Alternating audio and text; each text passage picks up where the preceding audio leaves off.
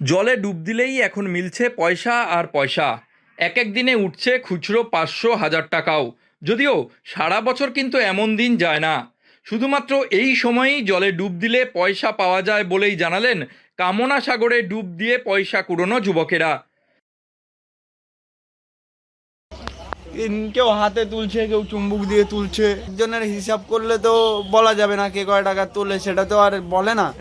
ওই হায়েস্টলি ধরো কেউ একদিনে ৫০০ টাকা তুললো, কেউ ২০০ টাকা তুললো, এরকম। না, এটা মজা করেই তোলে আর কি। এটা তোলার কারণ হলো যে ওই বাচ্চা কাচ্চাদের বাড়িতে টাকা পয়সা তেমন একটা চাওয়া লাগে না, এদিকে নিজেদের মেলার খরচাটাও উঠে যায়। এই জল পাল্টাবে না যতদিন, পাল্টানোর পরে একবার লাস্ট একবার তোলা হয়। ঠাকুরনগর বারুণী মেলায় পুণ্য স্নান ঘিরে লক্ষাধিক ভক্ত সমাগমে কামনা সাগরে ডুব দেওয়ার হিড়িক লক্ষ্য করা যায়। অনেক ভক্তরাই মনস্কামনা পূরণের উদ্দেশ্যে ১ টাকা ২ টাকা ৫ টাকার কয়েন কামনা সাগরে দেন। লক্ষাধিক ভক্তের এহেন দানে কামনা সাগরে প্রচুর পরিমাণে খুচরো পয়সা জড়ো হয়। আর এলাকার কচি কাঁচা থেকে যুবকেরা মেলার খরচ তুলতে এরপর থেকেই নেমে পড়েন কাদা পাকের অল্প জলের ঠাকুরবাড়ির এই পুকুরে। পয়সা করে চুমুক দিয়ে হাত দিয়ে ওই ভগবানের ডাকে সোনা রূপা সবই পাওয়া যায়। ১,০০০ টাকা করে। ১,০০০ টাকা করে প্রত্যেক বছরে। না, এই ছেলেবেলে মেলা খরচাটা উঠবে তাই মানে টাকা হাত পাতার থেকে না পাতানো এই কাজ করা গেল।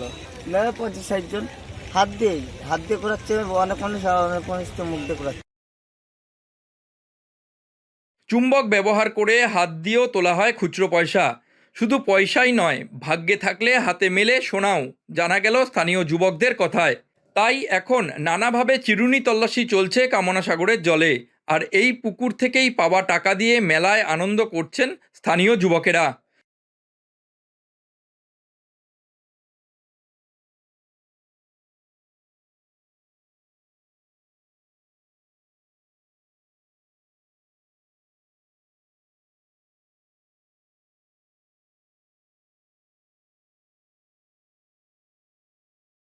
মতুয়া সম্প্রদায়ের মানুষের কাছে যেমন এই কামনা সাগর অন্যতম বিশ্বাসের জায়গা, ঠিক তেমনই বর্তমানে স্থানীয় যুবকদের কাছে এখন ঠাকুরবাড়ির এই পুকুর হয়ে উঠেছে পয়সার খনি। যদিও গঙ্গার ধারে সারা বছরই এই দৃশ্য দেখা যায়, তবে সেই পয়সার পরিমাণ অনেকাংশেই কম ঠাকুরনগরের কামনা সাগরের এই প্রাপ্তির কাছে। তাই এখন সারাদিন এইভাবেই কামনা সাগরে ঝাঁপাচ্ছে কচিকাচারা খুচরো পয়সা খোঁজার আশায়। উত্তর ২৪ পরগনা থেকে রুদ্রনারায়ণ রায়, লোকাল ১৮ বাংলা।